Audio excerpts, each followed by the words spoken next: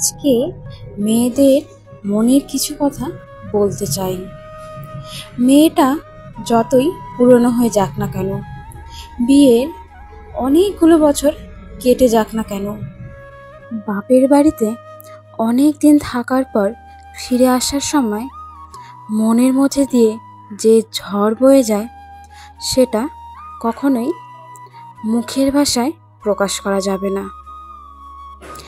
মনে অনেক কষ্ট থাকে।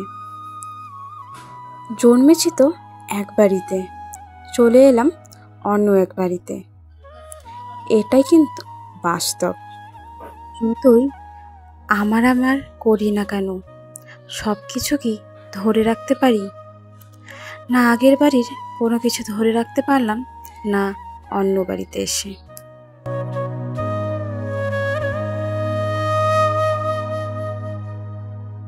নমস্কার আমার সকল মিষ্টি এবং প্রিয় বন্ধুদের, কেমন আছো তোমরা?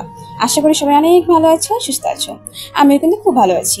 তো দেখতে পাচ্ছ আজকে সকালে রান্নাটা আমার তা হলো মুসুর ডাল, তাও আবার কচু দিয়ে। আমাদের বাড়িতেই হয়েছে, পেছনের দিকে হয়েছে, তো এগুলো কেটে এনে দিল শাশুড়ি মা, আর আমি ধুয়ে মুসুর ডালের মধ্যে প্রেসারে দিয়ে বসিয়ে দিলাম সিদ্ধ করার জন্য।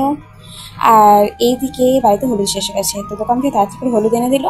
আর তার সাথে দেখো কচুর ডাঁটাগুলো তো ডালে দিয়েছি, কিন্তু পাতাগুলোর কোনো তো ব্যবস্থা করতে হবে। তো ভাবলাম এই পাতাগুলো দিয়ে বাটা করা যাক। এটা খেতে কিন্তু প্রচুর টেস্টি হয়। আর এই কচুগুলো একদমই গলা ধরে না, যেভাবে ইচ্ছা সেভাবেই খেতে পারো। এই কচুগুলোর নাম আমি ঠিকঠাক জানি না, সবুজ কালার দেখতে, আর পাতাগুলো অনেক মোটা মোটা।